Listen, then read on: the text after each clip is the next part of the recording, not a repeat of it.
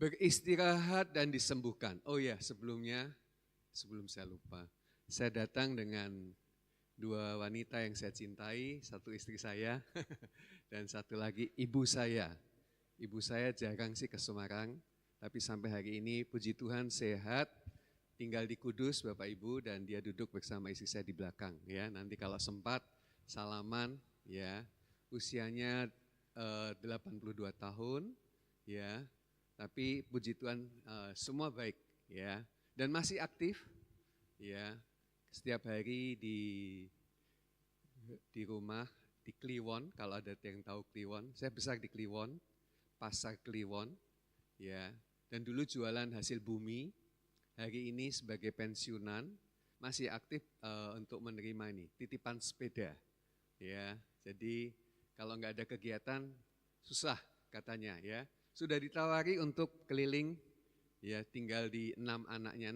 Anaknya kan ada 6, saya nomor 1. Boleh pindah-pindah, nggak mau. Sampai kapan? Nggak tahu. Pokoknya percaya Tuhan kasih kekuatan dan umur panjang dan menikmati menjalani sebagaimana Tuhan anugerahkan gitu ya. Ya, di sini ada Tante Mariana, nanti dikenalkan ya. Usianya 93 tahun ya. Foni juga seringkali memanggil mami gitu ya. Ya, banyak yang dipanggil mami karena istri saya sudah nggak punya mami sejak usia 17 tahun. Ya, jadi itu sebabnya gampang akrab sih dengan banyak mami-mami yang lain. Ya, Tuhan memberkati. Oke, kita mendengar khotbah pagi hari ini, beristirahat dan disembuhkan. Kita katakan sama-sama 1, 2, 3. Beristirahat dan disembuhkan. Oke. Saya mau memberitahukan terkait dengan disembuhkan itu karena sakit. Oke. Tetapi beda hal dengan soal kesehatan. Sakit termasuk bagian tidak sehat.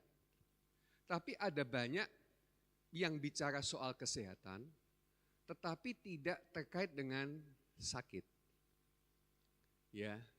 Misalnya soal faktor usia. Ya, ada banyak orang yang mulai rewel organ tubuhnya di usia yang sudah mulai di atas 50, di atas 60. Dan fungsi organ tubuh kita itu mungkin sudah merosot. Ya, mungkin penyerapannya. Ya, mungkin saluran-salurannya. Seperti pembuluh darah, ya, mungkin juga otot-ototnya. Nah itu namanya penurunan fungsi daripada organ tubuh. Dokter bilang bahwa kalau kalian mengalami gangguan-gangguan itu tidak dinamakan sebagai sakit. Tapi memang harus diterima karena faktor usia. Ya misalnya nih jantung memompa terus sampai kalian umur sekian, nggak pernah istirahat. Ya, nah sekarang suplai kepada kesehatan jantung itu apa? Ya, jadi kesehatan itu tidak hanya sekedar mengobati, tapi lebih pada bagaimana kita memelihara kehidupan. Dari bayi, dari kanak-kanak sampai kita mati nanti. Ya. Jadi ada orang yang betul-betul sakit karena accident, ya, nggak bisa kita apa-apain. Kita minta kesembuhan dan kita minta mujizat Tuhan, ya. Tetapi juga ada bagian yang disebut namanya kesehatan dan yang dalam kaitannya dengan kesehatan diperlukan hikmat untuk memelihara kesehatan, ya. Jadi ini penting banget. Misalnya teman-teman makanannya sembrono, ya, makanannya sampah, kotor, ya. Lalu kemudian di usia yang masih sangat muda, ternyata tiba-tiba ada penyempitan pembuluh darah. Itu terkait dengan kesehatan Bapak Ibu, ya, tidak terkait dengan sakit. Jadi kalau kemudian kita mempunyai masalah dengan kesehatan oleh karena kita tidak paham banget atau tidak peduli dengan memelihara kesehatan, ya bagaimana? Kita nggak bisa ngomong kepada Tuhan, Tuhan hidupku ada di tanganmu, ya.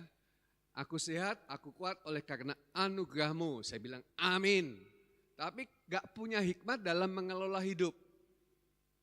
Ya, jalan gak pernah, olahraga gak pernah, tidur malam-malam, makan selalu terlambat, makanannya jorok-jorok lagi. Saya mau kasih tahu, orang-orang yang tidak bisa memiliki hikmat di dalam memelihara kehidupan yang Tuhan anugerahkan, bisa jadi kesehatannya bermasalah. Ya. Tapi mungkin itu bukan termasuk bagian yang disebut sakit. Tapi apa boleh buat? Kadang-kadang yang terjadi adalah karena kita tidak paham. Kita tidak tahu bagaimana kita hidup sehat dan memelihara kehidupan yang sehat. Baru akhir-akhir ini saja, ya, dengan berseliwerannya di media sosial, di YouTube, di TikTok, terkait dengan pesan-pesan hidup sehat, itu membuat istri saya, mami saya sadar bahwa ada pola-pola lama yang sebetulnya harus diperbaiki. Sebagai contoh, mungkin sekitar 4 tahun yang lalu, ya, saya sudah malas olahraga. Olahraganya badminton. Ya. Hanya itu. Senang sih. Tapi setiap di waktu-waktu yang terakhir, setiap badminton, ya, selain tensi turun, lutut saya bengkak. Ya, saya berhenti dan setelah sembuh main lagi. Bengkak lagi. Lalu pinggang sini saya sakit. Dokter sudah bilang bahwa di usia 50, 60 dan ke atas, jangan olahraga permainan yang ada lawan. Karena di situ kontrol terhadap emosi, kontrol terhadap hasrat itu lemah. Pengennya ngejar bola gitu kan Bapak Ibu. Enggak tahu kondisi fisiknya sudah menurun. Nah, itu termasuk kurang hikmat. Nah, akhirnya saya kan berhenti. Nah, tapi berhenti kemudian kan saya nge-gym. Ya, hampir setiap hari ini, setiap hari dengan istri saya. Maaf ya, belum masuk ke firman ini pendahuluan. Karena ngomong-ngomong soal kesehatan, ngomong soal kesembuhan. Saya nge-gym ini sudah 4 tahun. Nah, ada 2 hal yang penting dalam hidup kita, dalam memaintain raga kita atau tubuh kita. Satu, otot. Jangan biarkan ototmu merosot, ya, sedemikian sehingga tulangmu menjadi lemah dan kropos. Otot itu melindungi tulang. Ya, Adere saya suka mendengarkan nasihat-nasihat dia, bilang bahwa harus dilatih. Ya. Lalu otot itu dengan beban. Ya. Nah, kaki saya taruh beban itu di kaki kemudian diangkat gini loh Bapak Ibu. Nah, ketika merasa kuat kan bebannya ditambah supaya ototnya makin kuat. Nah, 2 kali yang terakhir ini lutut saya bunyi Bapak Ibu. Cekluk, cekluk. Ada yang punya otot lutut kayak gitu? Ini pegang klek klek. Klek klek loh, ini kena opo gitu kan. Nah, saya baru menyadari bahwa lutut saya sudah tidak bisa dikasih beban berat. Ya. Kalau saya nggak punya hikmat, terus aja akibatnya bisa membahayakan kan. Wong dokter aja menyarankan ketika ada seorang ibu-ibu yang gemuk, ya dia bilang lutut. Dokter bilang begini, saya bisa mengobati lutut ibu kalau ibu sudah bisa menurunkan berat badan. Kalau ibu nggak mau menurunkan berat badan, nggak usah diobati dah, biarin gitu aja. Karena apa? Karena lutut kita punya kemampuan.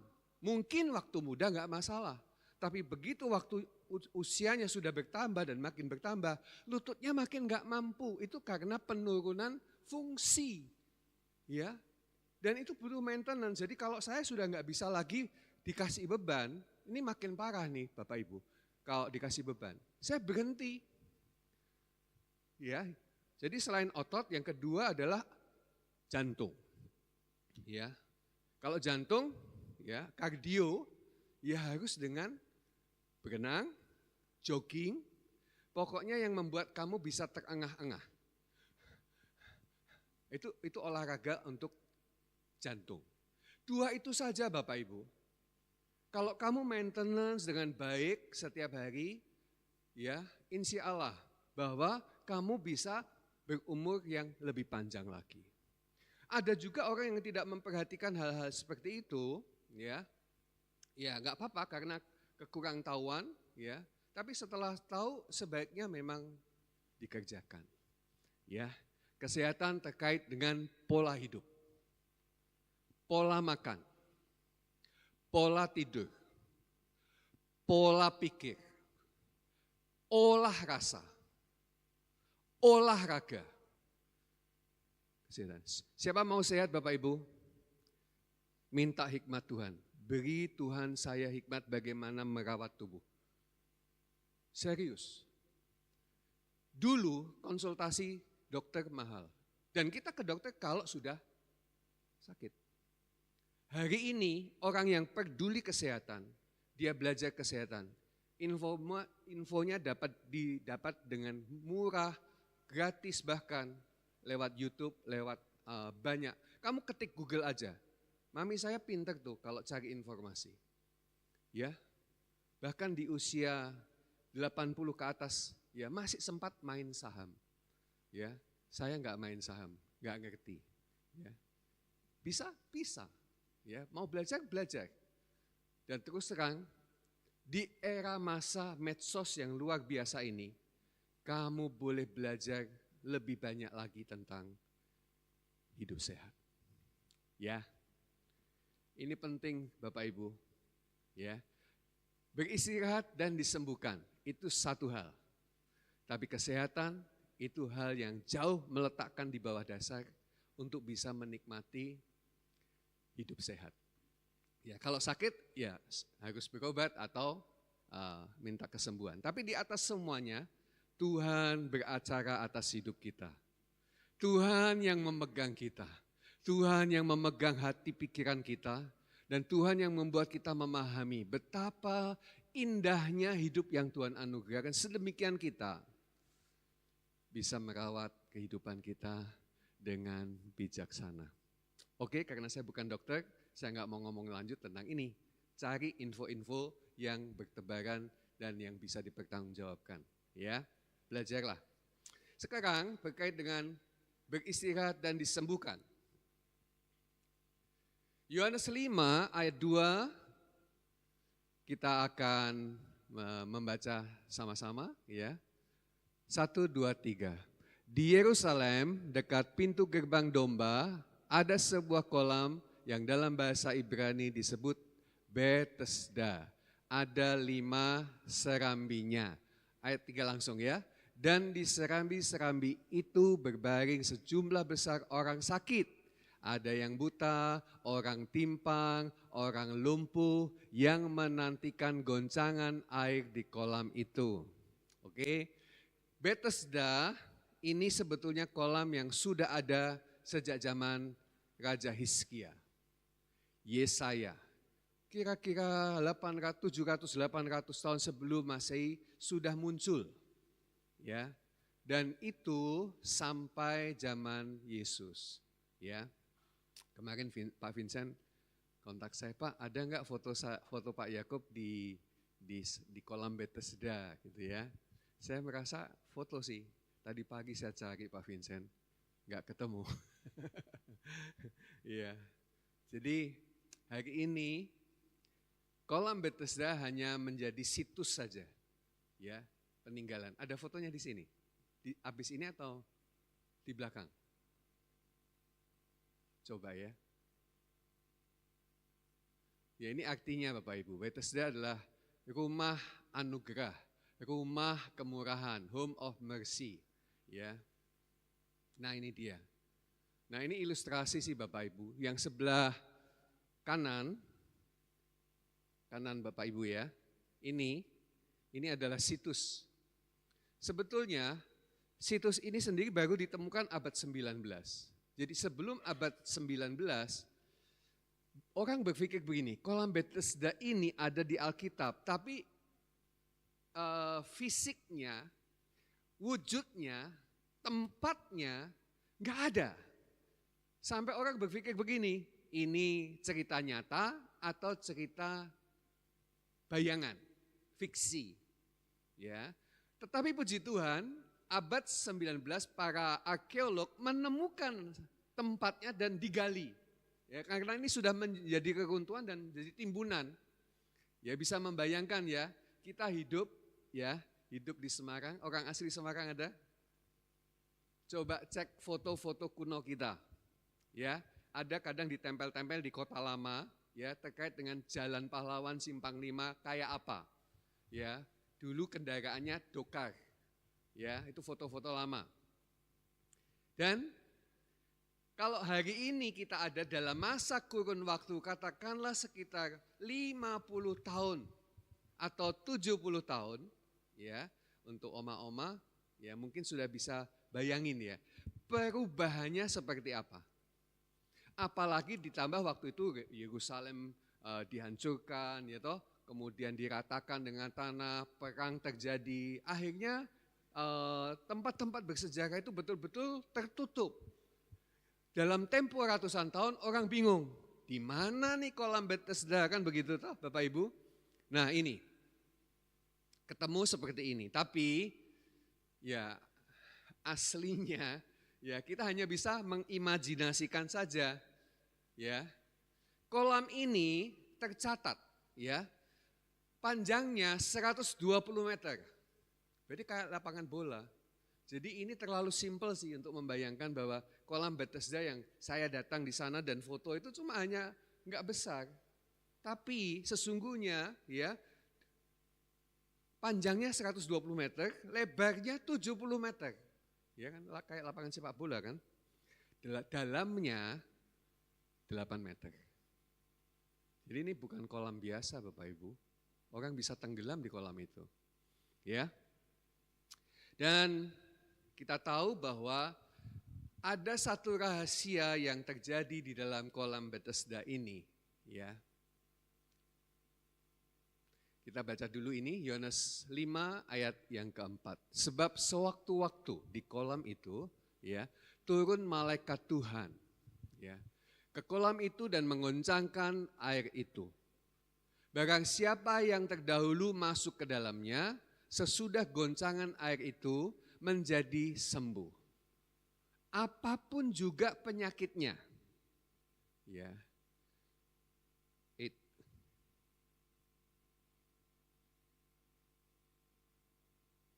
Nih, ada orang sakit buta, timpang, lumpuh, menantikan goncangan kolam. Pertanyaan saya, di antara semua orang ini, yang paling terlambat untuk masuk ke kolam siapa? Pasti ada sakit-sakit lain kan? Ya, orang lumpuh. Ya. Nah, ayat 5. Di situ ada seorang yang sudah berapa tahun? 38 tahun lamanya sakit. Sakit lumpuh. Ya. Dan berapa tahun dia di situ tidak dicatat. Tetapi menurut penjelasan dia sendiri, ya. Nanti kita lihat ayat yang ke-7, kita baca dulu ayat yang ke-6. Ketika Yesus melihat orang itu berbaring di situ dan karena ia tahu bahwa ia telah lama dalam keadaan itu, berkatalah ia kepadanya, maukah engkau sembuh? Mau dong.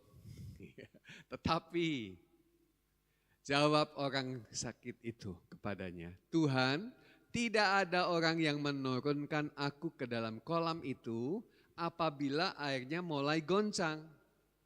Sementara aku menuju ke kolam itu, orang lain sudah turun mendahului aku. Bayangkan, berlama-lama di situ dan keadaannya berulang terus. Setiap air bergoncang, ya, karena malaikat turun dan menggoncangkan airnya, ya, orang pasti cepat-cepatan berlomba masuk ke dalam kolam itu. Siapa yang pertama? Dia sembuh. Nanti nunggu lagi kolam goncang. Saya mencoba mencari informasi, sehari kolam digoncang berapa kali? Ya, seminggu berapa kali? Enggak menemukan. Ya, kadang-kadang kepingin tahu sih. Kok orang sampai menunggu di situ ya dengan kolam yang begitu besar sebetulnya dan ada 5 serambi dan di situ orang berkumpul cepet-cepetan. Wah, itu seperti apa gitu ya suasananya. Membayangkan aja sih Bapak Ibu. Tetapi yang jelas bahwa cerita ini ya sudah kita terima sebagai cerita yang kita dengar, yang kita baca sesuai ini. Imajinasi selanjutnya ya nggak usah lah. Oke. Dan ini jawabannya ya. Oh iya sudah, orang lain sudah turun mendahului aku. Saudara-saudara, inilah sesuatu yang istimewa, ya spesial, karena bagi orang yang sudah 38 tahun lumpuh, sebetulnya ada 2 hal. Nyerah. Terima nasibnya. Karena sudah tidak ada pilihan. Tetapi bahwa dia tetap ada di kolam itu, ya, dan nggak pulang, selalu ada di situ. Saya berpikir bahwa dia masih punya pengharapan. Di tengah-tengah tiadanya harapan, lalu kedisian terus kapan masuknya? Tapi kok tetap di situ? Dan walaupun pengharapan itu kecil, ternyata berbuahkan hasil yang luar biasa. Tetapi bukan lewat air guncangan di kolam itu. Tapi Yesus sendiri datang kepada orang itu. Kasih karunia, ini not saya Bapak Ibu. Kasih karunia datang pada orang yang tidak berdaya. Orang itu enggak berdaya. Tapi tetap di situ menunggu goncangan. Selalu terlambat. Ya, sudah berapa lama? Saya pikir pasti sudah lewat waktu-waktu dan secara akal manusia sudahlah, stoplah berharap. Kan bisa begitu kan? Kecuali nih, seperti orang yang sakit dan dibawa di atas tilam oleh 4 orang, ya. Kalau misalnya ada orang yang mau menolong orang ini, ya didekatkan kepada kolam, nunggu goncangan, begitu airnya bergoncang, 4 orang ini atau siapapun, gitu, langsung aja mendorong dia ke dalam kolam, harusnya kan begitu. Tapi yang bantu juga nggak ada, dia bilang begitu. Jadi betul-betul keadaan yang sangat tidak ada harapan. Ya, tapi Yesus datang dan berkata, maukah engkau sembuh? Dan itu pertanyaan yang sebetulnya harusnya langsung dipahami. Tapi dia tidak fokus siapa orang ini yang bertanya itu. Dia pikir mungkin orang ini akan mengangkat dia. Ya, tapi Yesus tidak melakukan seperti yang orang pikirkan. Ayat yang ke-8 kata Yesus kepadanya, bangunlah, angkatlah tilammu dan berjalanlah. Saudara-saudara, spontan saat itu, orang itu otot-ototnya menjadi kuat. Syaraf-syarafnya menjadi normal kembali. Dan secara spontan tiba-tiba ya dia nggak pernah memikirkan apakah saya bisa atau tidak. Karena perintah itu tiba-tiba saja dia bangkit berdiri. Menyadari bahwa betul-betul dia sudah sembuh. Ayat yang ke-9 dan pada saat itu juga sembuhlah orang itu lalu ia mengangkat tilamnya dan berjalan. Luar biasa. Tetapi hari itu hari Sabat. Saudara-saudara, disinilah pertentangan terjadi antara agama dan kasih karunia. Agama bilang, hari Sabat kamu tidak boleh bekerja. Kamu tidak boleh berjalan lebih dari 200 meter. Kamu tidak boleh mengangkat lebih dari 20 kilogram. Ya. Jangan-jangan tilamnya berat ini. Ya. Tapi dia begitu kuat mengangkat dan kemudian jalan Bapak Ibu. Ya. Kemudian Markus 2 ayat 27 dan 28 ini nanti saya menjelaskan. Ayat-ayat selanjutnya nanti kita akan baca berikutnya. Ya. Karena di ayat-ayat bawahnya banyak orang yang disebut dengan imam-imam berkata, ya, mengapa hari Sabat engkau mengangkat tilammu. Ya. Orang yang mengatakan kepadaku, bangkit dan berjalanlah. Angkat tilammu dan berjalanlah. Itu yang menyembuhkan aku. Siapa dia? Ditanya begitu, enggak tahu siapa dia. Saudara, tapi jawaban ini yang penting untuk kita perhatikan. Lalu kata Yesus kepada mereka, hari Sabat diadakan untuk manusia. Bukan manusia untuk hari Sabat. Bagaimana menjelaskan ayat ini? Bapak, Ibu, dan saudara sekalian, Sabat itu adalah hari perhentian, hari istirahat. Tuhan tuh punya pola untuk manusia. Ya, 6 hari lamanya engkau bekerja dan pada hari yang ke-7 engkau harus istirahat. Dan itulah Sabat. Supaya ya engkau bisa dipulihkan dan disembuhkan. Sebetulnya tujuan Sabat adalah pemulihan dan kesembuhan. Dan Tuhan menyediakan hari yang ke-7 itu supaya kita berhenti dari pekerjaan kita. Ya, istirahat. Tetapi ya, Tuhan bilang bahwa hari Sabat diadakan itu untuk manusia supaya kita masuk ke dalamnya dan menikmati seperti yang Tuhan sediakan. Tetapi kalau manusia untuk hari Sabat, yaitu dari orang-orang Farisi, ahli Taurat. Ya, enggak boleh ini, enggak boleh itu, harus ini, harus itu. Ya, kamu harus berhenti dari semua pekerjaanmu.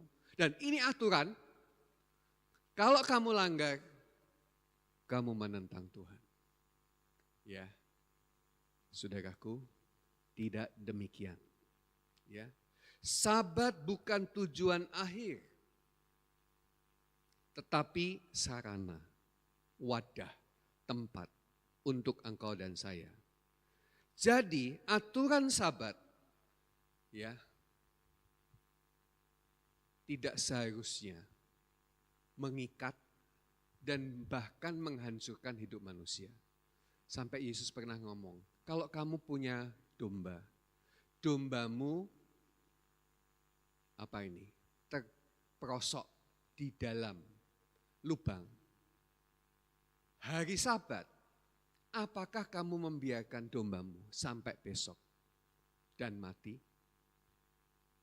Mereka tidak jawab karena mereka tahu mereka juga melanggarnya.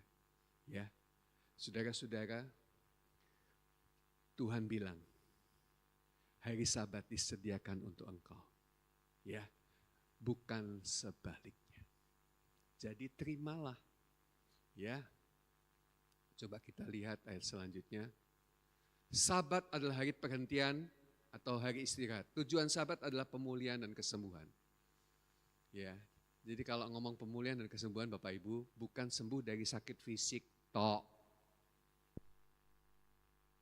Nah ini, banyak orang bilang kalau sakit itu sakit fisik. Tapi pemulihan itu juga bukan hanya fisik, tapi juga jiwa. Kesembuhan itu bukan hanya fisik juga, tapi juga jiwa. Itu sebabnya Pak Vincent kemarin sudah menjelaskan ya, ilustrasinya. Roh, jiwa, tubuh. Tubuh itu ekspresi yang paling luar. Kenapa Yesus pernah ngomong seperti ini? Manusia hidup bukan dari roti saja, tetapi dari setiap perkataan yang keluar dari mulut Allah. Sebab roti itu hanya untuk tubuh. Tetapi setiap perkataan yang keluar dari mulut Allah, firman Tuhan, itu untuk jiwa. Kenapa hari Sabat manusia berhenti dari aktivitas, dari pekerjaan? Karena kamu hidup bukan hanya untuk tubuh. Kamu hidup bukan hanya untuk menggerakkan tubuh. Bukan untuk hal-hal yang lahiriah saja. Tapi Tuhan mau engkau duduk diam di hari Sabat untuk menikmati relationship dengan Tuhan. Supaya jiwamu tenang, jiwamu mendapatkan makanan, jiwamu mendapatkan istirahat di dalam Tuhan. Itu sebabnya saya berkata kepada Bapak, Ibu, dan saudara sekalian, yang namanya Sabat adalah hari pemulihan, itu juga untuk jiwa kita. Banyak orang sakit karena jiwanya sakit. Kalau saudara pernah mendengar mens sana in corpore sano, itu adalah tagline-nya Olimpiade yang pertama Yunani. Di dalam tubuh yang sehat terdapat jiwa yang sehat. Kebalik Bapak Ibu. Di rumah sakit jiwa, sana di Majapahit, pernah masuk sana? Badannya sehat-sehat. Tapi begitu ngomong gak nyambung. Guyang-guyu dewean. Ya. Itu kesehatan apa yang bermasalah? Tubuhnya baik-baik saja. Jiwanya yang gak sehat. Makanya Alkitab berkata, di dalam jiwamu yang sehat, tubuhmu juga sehat.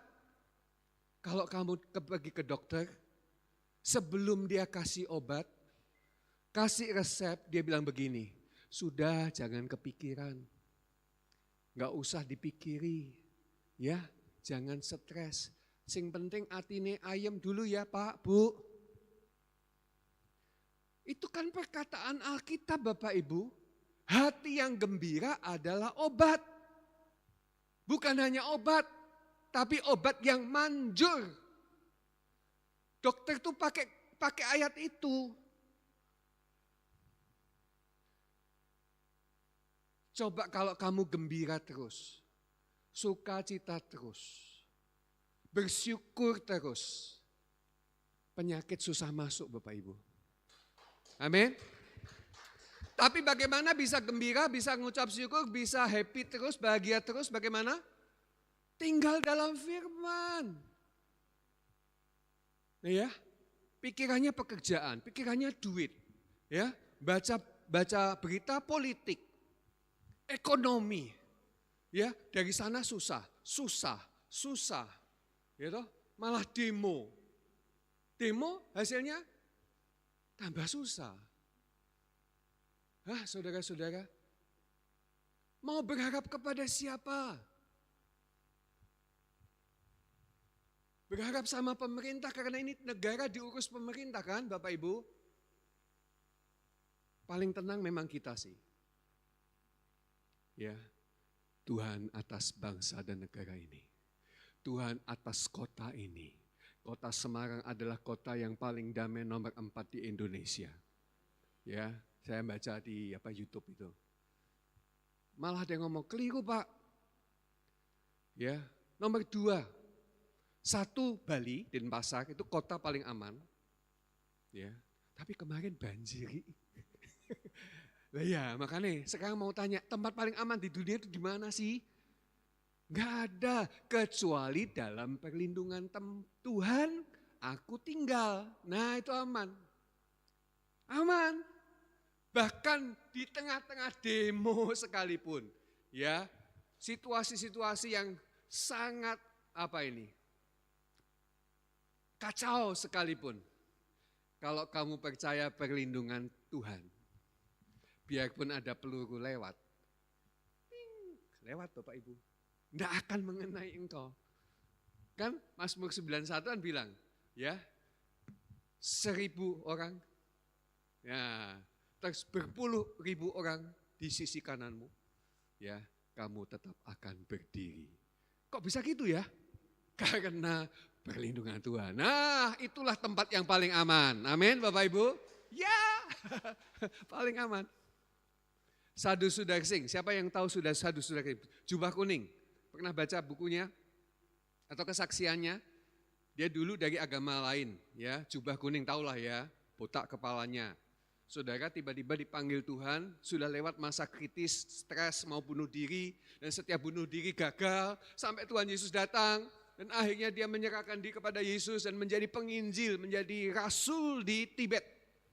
Dan saudara tahu, di tempat-tempat yang sukar, dia pergi tanpa rasa takut, tanpa rasa khawatir. Malah dia ngomong begini, Tuhan, saya siap untuk diutus ke neraka sekalipun selama engkau menyertai saya tidak pernah takut. Artinya neraka pun tempat yang aman bagi dia karena Yesus menyertai dia. Amin Bapak Ibu. Dan itulah hidupmu. Dan saya berkata, itulah takdirmu di dalam Yesus Kristus. Dan kamu tahu, orang yang sakit lumpuh 38 tahun ini tidak pernah mencari Yesus. Tidak pernah mendengar Yesus. Tidak pernah bertemu dengan Yesus. Sampai ketika orang Farisi tanya, kamu ini siapa yang suruh angkat tilam? Siapa yang sembuhkan kamu? Siapa? Dia jawab, enggak tahu.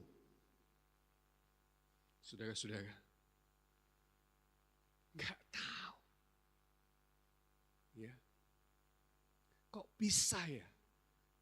Sementara kita ini kalau memberitakan Injil, mendoakan orang, ya, bilang percaya Yesus, terima Yesus, ngaku dosa dulu, ditetek-tetek sampai habis kata-kata, bingung dosa sing di meneh ya Pak ya, yang harus saya akui, sampai kayak gitu. Dan melalui perikop ini saya sebetulnya memberitahu, Yesus berkasih karunia kepada dia yang mau dikasih kasih karunia. Enggak peduli dia percaya, enggak percaya. Enggak peduli dia dengan atau kenal dia atau tidak. Ngertilah Bapak Ibu, bahwa misi surga untuk bumi ini, untuk dunia ini adalah menyatakan kasih karunia kepada siapapun orang yang dikehendaki. Dan kalau kamu hari ini menerima kasih karunia, aku berkata bersyukurlah. Haleluya, yang lain belum. Saya sudah menikmati kasih karunia. Tuhan terima kasih, Engkau hebat buat saya. Dahsyat buat saya.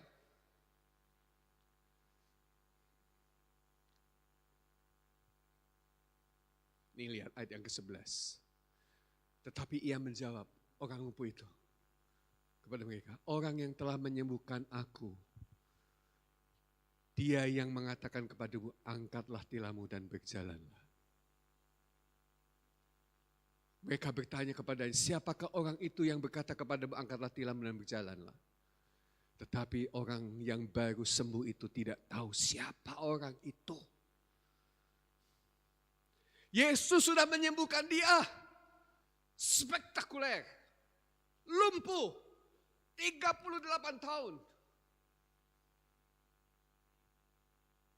Angkat tilam, bisa jalan. Harusnya sebelum dia ketemu orang lain, tanya, Pak, namamu siapa yang menyembuhkan aku? Itu pun dia lupa, saking senengnya. Disembuhkan oleh orang yang dia tidak kenal. Saya mau ngomong apa lagi tentang kasih karunia. Betapa hebatnya kasih karunia itu bagi setiap kita. Betul?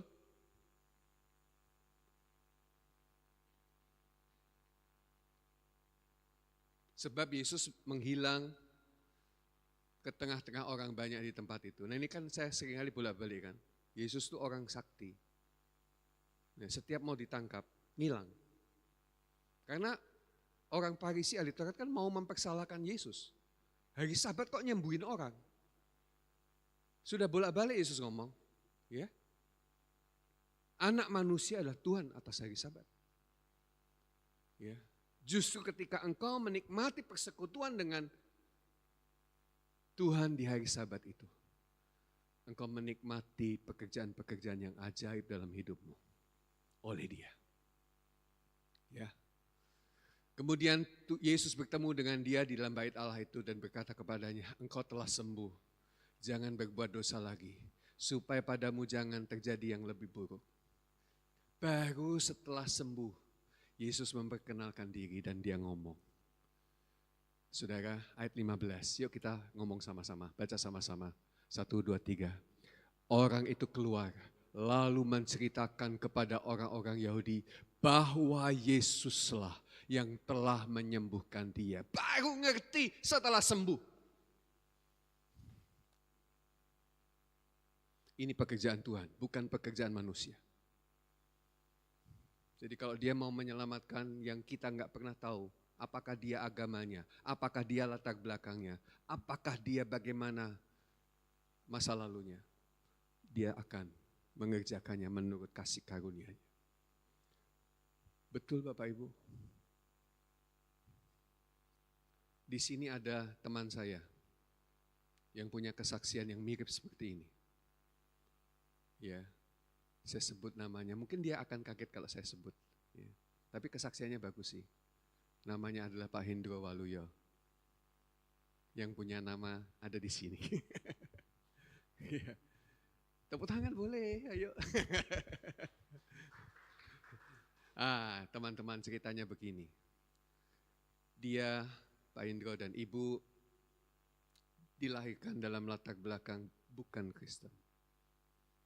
Dididik dan dibesarkan bukan dengan cara Kristen. Ya. Dia bersaksi bagaimana dia memiliki keberanian, pertimbangan, cara kerja, ya, yang menurut saya itu adalah pekerjaan Tuhan di dalam dia. Berani keluar dalam masa dia menjadi karyawan yang top. Kemudian merintis usaha sendiri. Dipercaya orang. Ya, sampai pabrik datang kepada dia, distributor besar datang kepada dia. Dia bilang, aku enggak punya duit, gitu ya Pak ya. Kalau mau ditambahkan boleh Pak, maju Pak.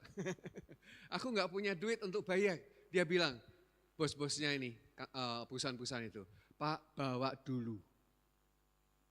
Ya, tak kasih tempo 3 bulan. Jual loh. Nanti sudah terima duit bayar. Saya mau tanya, ini kasih karunia bukan? Kasih karunia lah. Kita dulu sekarang hari ini, ya gak punya modal, bingung cari modal, ngutang aja susah. Nah ini katanya bank sentral, bukan bank sentral, negara mau mengujukan 200T. Supaya ekonomi bisa jalan. Kalau jadi kenyataan dan bukan ladang korupsi, saya berharap nih, ini kabar baik untuk saudara yang UMKM, mau usaha enggak punya duit, nyileo. Ya, tapi nyileh berharap bisa balik nol ya, jangan nyileh terus Melayu. Ya, saya berkata, kamu boleh pinjam untuk usaha, untuk investasi, tapi bukan untuk konsumsi, bukan yang dipakai habis, bukan yang dipakai susut. Nyileo.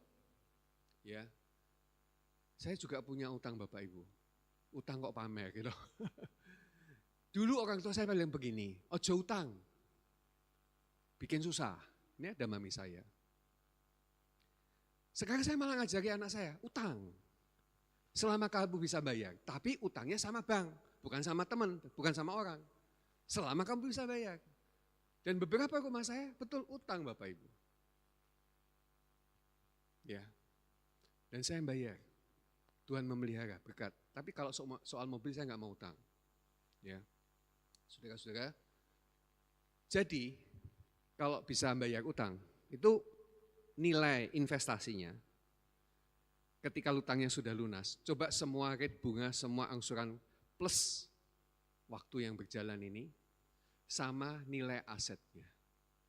Saya memberitahu ya, nilai asetnya jauh lebih tinggi daripada nilai uang yang sudah saya keluarkan.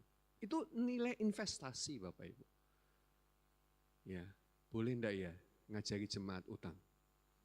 Tapi ingat ya Bapak Ibu, kamu kok guyu, ini butuh ya.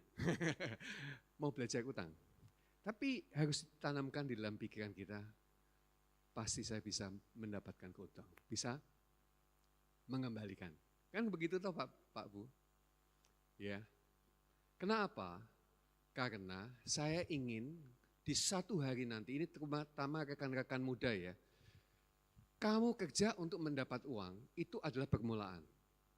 Tapi setelah kamu punya uang, tolong pikirkan bagaimana uangmu itu bekerja untuk kamu. Hari ini bos-bos yang kaya di Indonesia, kerjaannya cuma jalan-jalan. Perusahaannya sudah diurusi orang. Menikmati, tapi kok tambah kaya, padahal dia kerjanya nggak sekeras waktu dia merintis. Ternyata Bapak Ibu, uangnya sudah banyak. Ya, ditaruh sini mana, ditaruh situ mana. Mana tahu ya mana. Keluar anaknya, keluar hasilnya, dia dapat. Saudara-saudara, jangan mikir waktu dalam perjalanan usia kita hanya untuk kerja hanya untuk uang. Waktumu ditukar uang, tenagamu ditukar uang. Oke lah kalau itu merupakan perintisan kamu. Tapi kalau kamu sudah makin senior, harusnya uang yang bekerja untuk kamu. Ada passive income. Ya, pikirkan itu. Ya, sehingga jangan sampai seumur hidup kerja terus. Ya, memang saya juga berpikir bahwa saya nggak akan berhenti kerja sampai mati. Saya nggak akan berhenti pelayanan sampai mati. Tapi karena faktor usia kan ada kelambatan yang terjadi, ada penurunan yang terjadi, kan saya juga harus menikmati hari-hari yang indah yang Tuhan berikan ini dengan cara yang seharusnya kan. Tapi bagaimana kalau misalnya di usia saya itu, saya nggak mikir dikirimi sama anak. Nggak mikir kalau misalnya berobat, jaluk duit sama anak. Ada orang tua berpikir tentang anak itu adalah investasi. Ya, punya banyak anak, investnya banyak. Begitu dia sudah lanjut usia, anak-anaknya satu-satu di balekno. Aku sudah invest mahal sama kamu, tak sekolah pintar-pintar untuk duit, setor. Untung mami saya nggak seperti itu. Orang tua punya tugas tanggung jawab sama anak. Anak saya punya anak, saya punya cucu. Dia punya tugas terhadap anaknya. Tidak harus naik ke atas. Makanya Bapak Ibu kalau kamu sudah senior, ya seperti saya, usahakan punya tabungan yang cukup. Jangan dibagi semua kepada anak. Untuk dirimu harus disisakan. Ya, dikaryakan uangnya itu. Bukan diribakan, jangan. Ya, diinvestkan. Saudara-saudara, supaya sejahtera hidupmu dan sampai mati engkau malah ninggalin buat anak-anak. Ya. Tapi percayalah, Tuhan juga yang berkuasa atas hidupmu, yang memimpin hidupmu, membukakan banyak hal, termasuk yang hari ini saya cerita kepada saudara. Hari ini saya beritahu ya, utang itu juga perlu prestasi. Kamu tahu enggak? Ya, sekarang sudah enggak, tapi kemarin-kemarin banyak yang minjem, mau menawarkan pinjaman. Pak, tambah dana Pak, tambah dana. Kenapa kalau disuruh gitu? Karena track recordnya bagus, bayar utang tepat waktu, enggak pernah telat, ya kan? Jadi utang itu butuh prestasi Bapak Ibu. Jadi saya mau menginspirasi aja supaya kalian bisa melihat bagaimana merencanakan masa depan. Ya, kembali kepada firman Tuhan pagi ini. Kembali kepada cerita tadi. Hampir lupa. Pak Hendro sukses, diberkati. Boleh saya bilang sih untuk ukuran kondisi dia dulu, ya, dan kemudian saya bilang dia orang yang diberkati Tuhan luar biasa. Tapi belum kenal Yesus. Sampai satu hari diajak sama temannya Pak Peter ya, yuk ngomong gereja. Nah kok dia ikut. Ketemu saya juga waktu di Blok H. Ya, waktu saya mengembalakan awal tuh di Gereja Isa Al-Masih ya.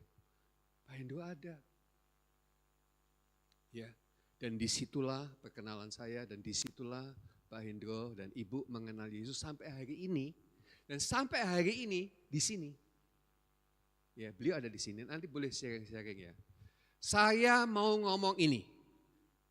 Pak Hendro menyadari meskipun dulu tidak mengenal Tuhan, itu adalah karya Tuhan yang dia tidak kenal. Sampai kemudian dia kenal dan dia boleh menikmati kebaikan Tuhan dan berkata puji Tuhan. Bisa lihat kesaksian ini orang ini? Tuhan datang kepada dia, dia enggak kenal. Ditanya siapa yang nyembuhin kamu? Enggak tahu. Pak Hendro sebelum kenal Yesus ditanya, siapa yang membuat kamu seperti ini? Ya enggak tahu Tuhan. Tuhan yang mana? Enggak tahu. Tapi setelah kenal Yesus, dia bisa bilang, ini semua berkat Tuhan. Lalu yang mana? Setelah dia kenal Yesus, oh sebelum dia kenal Yesus, pekerjaan sudah pekerjaan Tuhan sudah dinyatakan dalam hidup dia. Begitu ya Pak Hendro ya. Tepuk tangan. Yeay. Itulah kasih karunia Bapak Ibu. Dan saya berharap lebih banyak lagi orang mengenal Yesus dan kemudian menyadari. Saya melihat ke belakang dan melihat pekerjaan Tuhan dalam hidup saya. Saya enggak tahu bahwa ini semua adalah pekerjaan Dia atas hidup saya. Oh luar biasa. Sekarang saya tahu siapa namanya. Yesuslah yang menyembuhkan saya. Ya, jadi makanya sekarang kalau saya mendoakan orang, saya enggak netek lagi dia kayak zaman dulu saya awal-awal. Harus punya iman dulu, baru sembuh. Harus percaya dulu sebelum diberkati. Ternyata ini enggak kenal juga diberkati. Saudara-saudara, apalagi kita semua yang telah menerima kasih karunia. Bukankah kita lebih-lebih lagi ketika engkau masih jauh, ketika engkau masih tidak layak, ketika engkau masih berdosa, Tuhan Yesus sudah mati di atas kayu salib untuk menyerahkan nyawanya di sana. Supaya engkau hari ini menjadi anak yang dikasihinya. Dan menikmati semua kebaikannya. Lebih lagi. Pada waktu engkau masih berdosa, Yesus sudah menyatakan kasih-Nya. Lebih lagi sekarang ketika engkau menjadi anak-anak Allah, engkau lebih dari semuanya. Engkau berharga, engkau mulia, engkau adalah biji mata Allah. Engkau dikasihnya, disayanginya, dan kalau engkau mengalami masa-masa yang sukar, masa-masa yang sulit, mungkin juga emosi pikiranmu merasa sendiri, sepi, tidak berdaya, ingat kasih karunia Tuhan bekerja untuk engkau. Haleluya.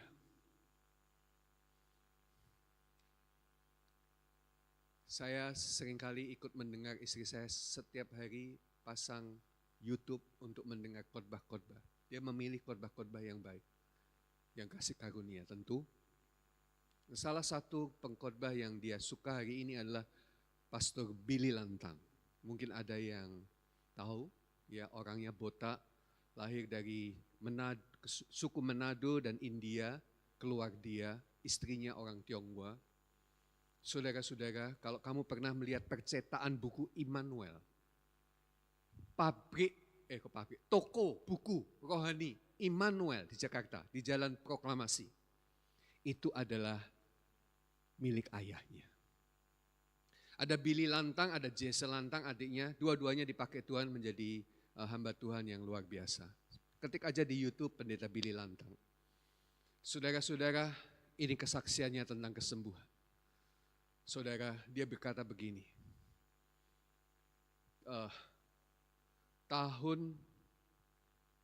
saya lupa tahunnya ya, 2009 atau pokoknya dia mengalami sakit.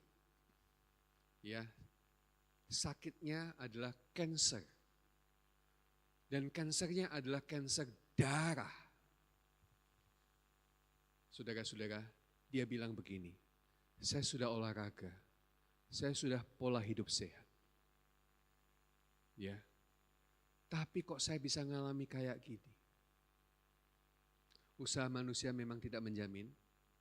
Tapi kalau itu adalah hikmat Tuhan, lakukan karena itu memiliki efek buat kehidupan. Dia hanya mengeluh saja, Tuhan kenapa saya ngalami gini? Dan yang membuat dia syok, istrinya menangis adalah, dokter berkata, usiamu hanya 3 bulan saja. Saudara-saudara, itu pukulan yang luar biasa. Dan kadang-kadang hidup di dunia ini penuh dengan kejutan-kejutan yang seperti itu, kejutan yang tidak menyenangkan. Keluarga yang luar biasa, diberkati tapi mengalami sakit yang seperti itu.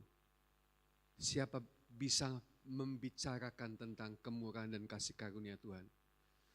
Kalau ada orang yang berdiri di bawah hukum dan berkata seperti ini, isoyo, wis pelayanan, hidup baik, keluarga baik, kok ngalami seperti itu?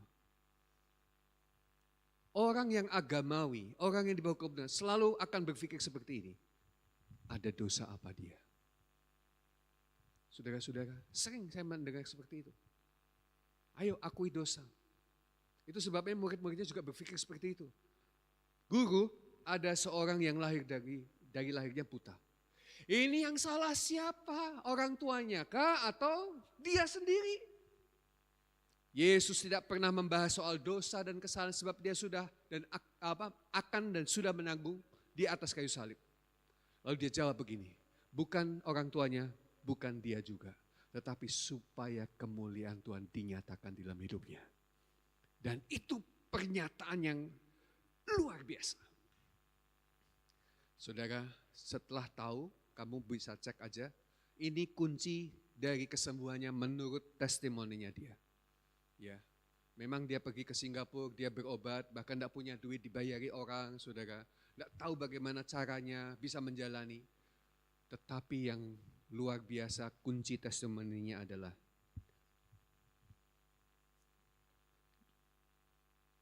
setiap hari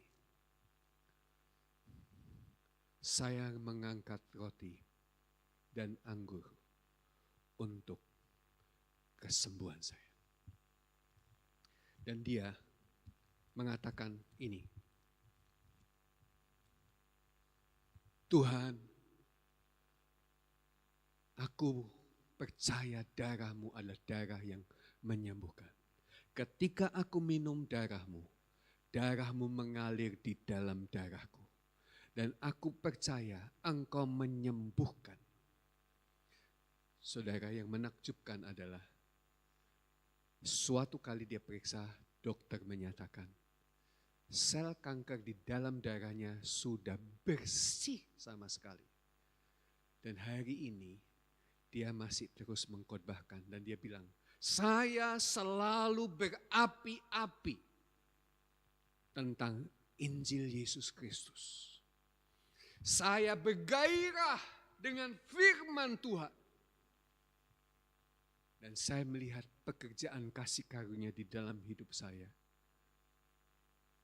Malah dia bilang, saya betul-betul tergila-gila. Kalimat itu dipakai Bapak Ibu. Tergila-gila dengan Yesus yang luar biasa. Dokter bilang 3 bulan kamu mati. Hari ini dia tetap bisa pelayanan dan sembuh.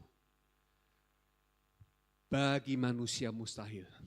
Bagi dokter mustahil, bagi Tuhan tidak ada yang mustahil. Amin. Dan saya ingin mengatakan pada kalian semua hari ini, terimalah tubuh dan darah Tuhan untuk kesembuhanmu.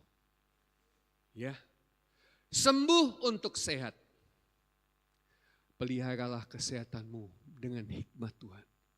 Sebab orang yang sehat dan umur panjang, saudara, dia tidak pernah sembrono. Dia punya hikmat, punya Tuhan yang menuntun hidupnya bagaimana menjalin hidup. Oke, kita bangkit berdiri bersama-sama. Kita nyanyi lagu Tuhan Penyembuhku. Ya, kita nyanyikan berulang-ulang sambil menikmati tubuh dan darah Tuhan. Dan ingatlah, hari Sabat diadakan untuk pemulihan dan kesehatanmu, kesembuhanmu.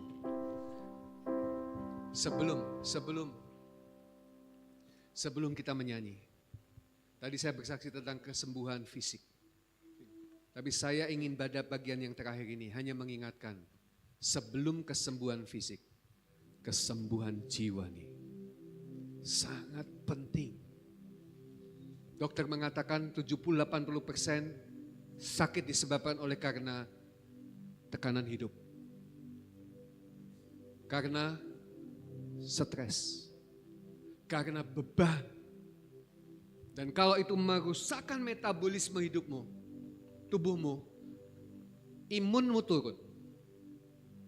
Tentara-tentara yang melawan semua racun sakit penyakit yang menyerang tubuhmu tidak bisa bekerja. Malah autoimun itu adalah imun yang seharusnya membendung, membela dirimu, tetapi malah menyerang dirimu. Ini penyakit apa? Saudara-saudara, saya mau berkata, Sabat disediakan supaya Tuhan nyata di atasmu, memelihara segenap jiwamu. Kalau engkau hari Minggu datang ke gereja dengar firman, itu adalah hal yang penting. Karena itu tentang jiwamu. Tetapi Sabat hari ini bukan hanya sekedar hari ketujuh.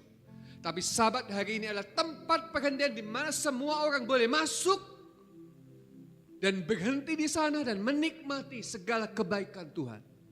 Kapan itu hari Sabat? Bukan hari ketujuh, tetapi setiap hari bagi kita yang sudah memasuki hari ketujuhnya Tuhan, yang Tuhan sudah selesaikan bagi kita. Dan itu sebabnya Bapak Ibu Saudara, hari ini kalau aku ngomong hari Sabat, itu adalah hari-hari sepanjang hidupmu. Amin. Seluruhnya adalah Sabat. Karena di situ saya tinggal dalam perlindungan Tuhan. Di situ saya menikmati firman dan kebenaran. Dan di situ saya menikmati segala kemurahan Tuhan. Kesembuhan, kesehatan yang terbaik. Haleluya.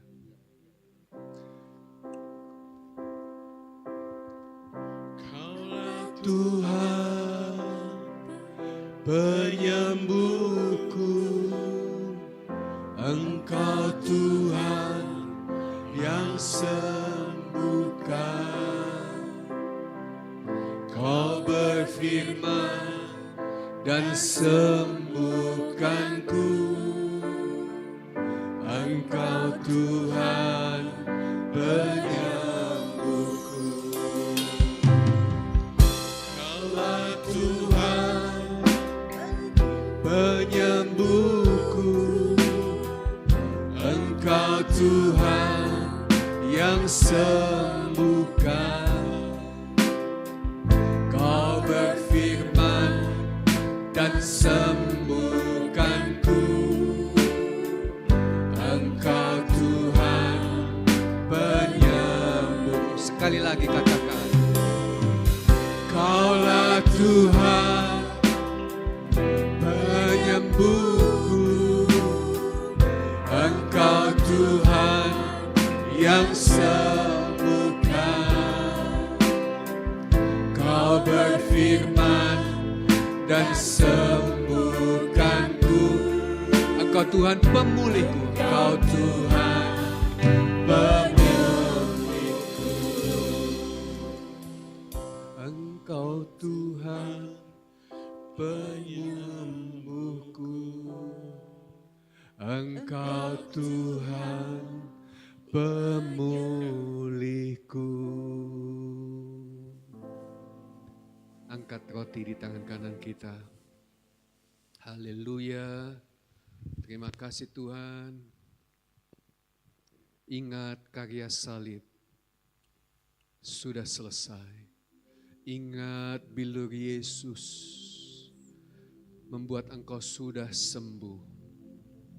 Roti ini dipecahkan supaya engkau utuh, engkau sehat, engkau sembuh. Setiap mengangkat roti dan minum cawan, Pak Billy Lantang pada waktu sakit leukemia itu, divonis dokter 3 bulan saja dia hidup. Angkat roti dan minum perjamuan dan dia berkata, tubuhmu dipecahkan bagiku supaya aku sehat. Dia minum darah Yesus, minum anggur dan berkata, darah Yesus mengalir dalam darahku dan sembuh. Hari ini kesembuhan juga buat engkau. Kesehatan juga buat semua kita yang ada di sini. Pemulihan, refresh, healing buat setiap kita di mana di tempat Yesus berada. Kapan? Pada waktu Sabat dikaruniakan kepadamu. Terima kasih untuk tubuh yang dipecahkan. Sebab pada malam sebelum ia disalibkan, ia mengambil roti dan mengucap syukur. Ia memecahkannya dan berkata, inilah tubuhku yang dipecahkan bagi kamu. Terimalah ini menjadi peringatan akan aku setiap kali kamu memakannya. Tubuhku benar-benar makanan. Engkau sudah mendapat bagian dalam aku. Terimalah dan makanlah dengan percaya. Mari kita makan bersama-sama dalam nama Tuhan Yesus.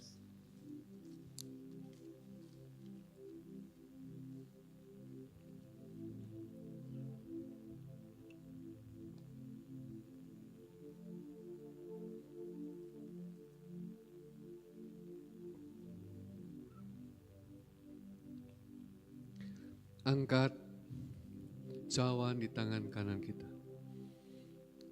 Berkata-katalah tentang firman, darah Yesus menguduskanku, darah Yesus memulihkanku, darah Yesus menyembuhkanku, darah Yesus mengalir dalam diriku.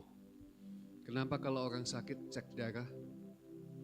Karena di darahlah ditemukan indikasi-indikasi terkait kelemahan tubuh kita. Hari ini engkau minum darah Tuhan Yesus. Darah Tuhan Yesus mengalir ke dalam darahmu, menyembuhkan segala sakitmu. Terimalah, percayalah. Sesudah itu dia mengangkat cawan dan berkata, inilah cawan perjanjian baru yang dimeteraikan oleh darahku. Terimalah ini menjadi peringatan akan aku setiap kali kamu meminumnya. Darahku benar-benar minuman. Engkau sudah mendapat bagian dalam aku. Terimalah dengan percaya. Mari kita minum bersama-sama dalam nama Tuhan Yesus.